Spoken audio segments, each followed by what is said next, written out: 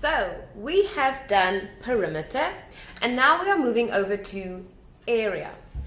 So just to get back to it so you don't get confused, perimeter is at the outside of a shape. Down here, there's a square, a cube, a rectangle. If you had to run, there you are, running. Ooh, I don't know how you are running. You are running around the house. Okay? If we had to work out the perimeter of that shape, it would be, what is this? Let's say 2 plus 4 and 2 plus 4.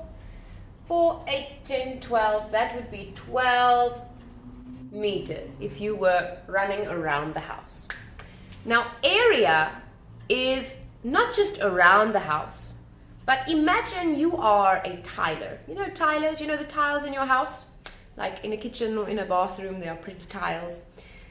If you are a tiler and you need to go tile the floor on the inside, the entire inside, not just the outside, how big is the floor itself?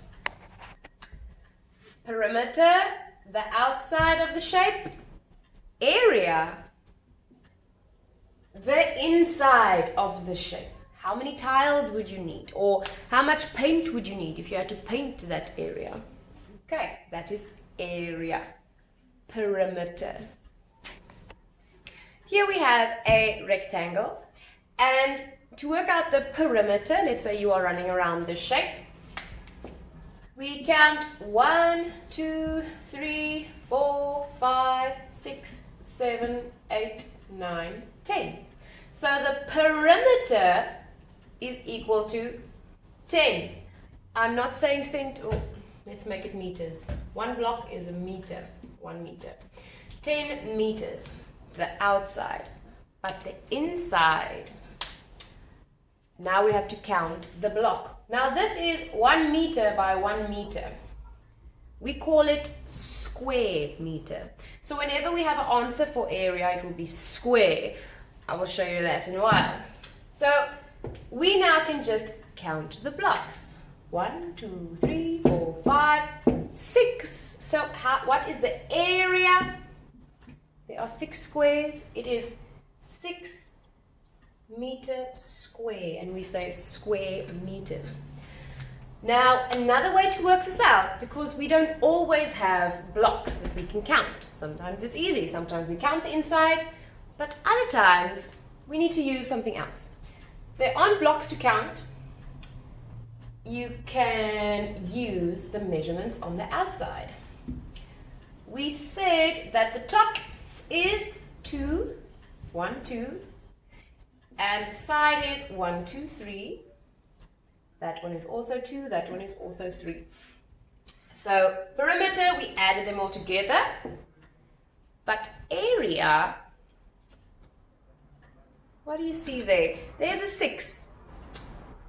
It's almost like I said, this side is times by this side. 2 times 3 is also equal to 6. So we don't have to count the blocks. You can just go one side times another side. Length times breadth. You can't go 2 times 2 because they are both the same type of side. That side and that side you also can't times together because you are not timesing the length with the breadth. So area is equal to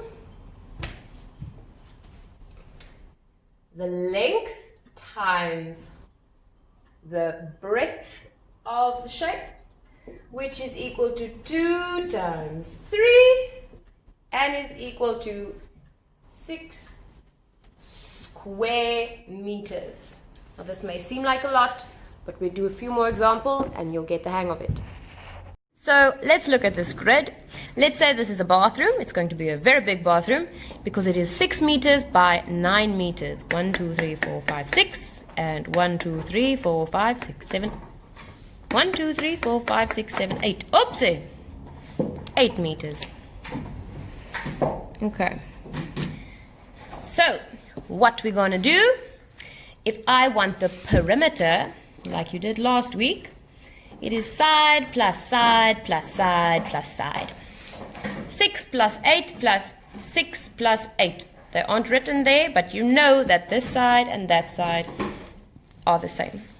So 6 plus 8 plus 6 plus 8 equals 6 plus 8 is 14 plus 14 equals 28 meters. That would be how far it is around it. If I had to count 1, 2, 3, 4, 5, 6, 7, 8, blah, blah, blah, blah, blah. Okay, now if I want to work out the area, I don't want to know how far it is around the bathroom. I am going to lay tiles inside the bathroom. So I have my tiny little tiles and I am going to... Dingo! Look at what a ruckus he is making. Hey! Just so you know what's that sound. All right, so we have one tile and a second tile. So that's 2, 3, 4, 5, 6. You see how slow this is going? So that's why I don't want to be a tiler. We can count each and every little tiny block, but that will take forever. So what we are going to do is use our formula. Whenever we want to work out the area, I can write the whole word, the whole space, all of the tiny little blocks. I want to know how many there are. I go, looks like 16, 6, my breadth times my length. I'm going to write it length times breadth. And I write it in cursive because if I write an L, like a normal L, it looks like a 1, and we don't want to get confused. Length times breadth, so it is 8 times 6. And what is 8 times 6? 42. But we don't just write 42. We don't just write meters. We have to write square meters because it's a square. That is a meter, meter, meter, meter. Square meter. Okay? So you did this activity last week where you had to work out the perimeter. Let's just work out the area as well. Gonna zoom in on this one. Oopsie. Okay, so the perimeter was 1, 2, 3, 4, 5. 5, let's say meters. This one is 3 meters. Then that one is also 5, and that one is 3. Perimeter, add all the sides together. 5, focus, cell phone. 5 plus 3 is 8, and 8 plus 8 is, I can't think, 16. So the perimeter is 16. But the area equal to the length times the breadth, L times B, and that is 5 times 3, which is also equal to 15 square meters, because it's a square. There are 15 squares. 1, 2, 3, 4, 5, 6, 7, 8, 9, 10, 11, 12, 13, 14, 15. You see what I'm doing there? Now, in your work packet for this week, Dingo, stop it. We have this activity 2 that I just want to explain to you. They give you a grid, but we also give you orange paper or green paper or red paper. I want you to cut out these little blocks. You don't have to cut out all of them, but you have to create 3 shapes for me. 1 square with the area of 9 centimeters. 1 rectangle with the area of 15, and any shape with the area of 28. So you would need to cover 28 blocks, okay? Paste it on this page. Don't begin in the middle, because then you won't have enough space for everything else. So if we start with our first square, let's imagine the coloring in is the squares that you are pasting, okay? So 1 square, 2 square, 3, 4, 5, 6. Oh, you can't even see my coloring. 7, 8, 9. 1, 2, 3, 4, 5, 6, 7, 8, 9. Do you see my square there? That square has 9 square centimeter shape. Okay, you are going to paste that with your coloring paper, the color blocks here, this grid. Okay, a rectangle with 15 centimeters. So we know one side needs to be longer than the other because it's a rectangle, not a square. And you need to cover 15 blocks.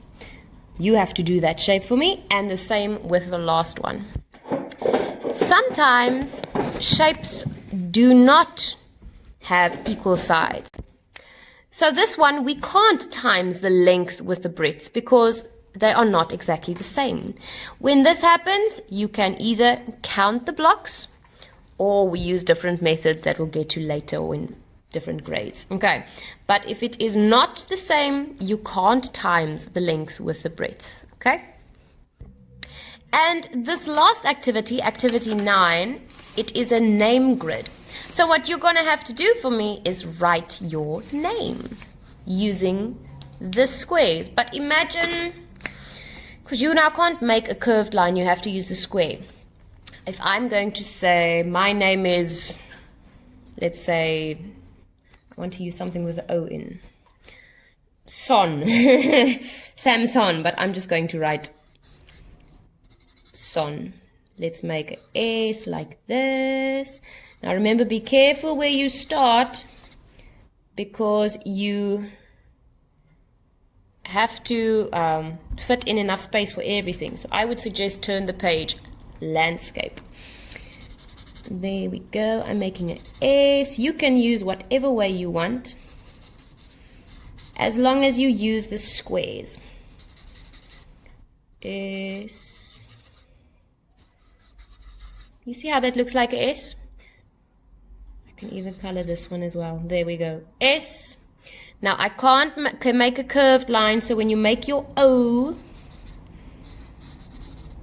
maybe do something like this if you have an O.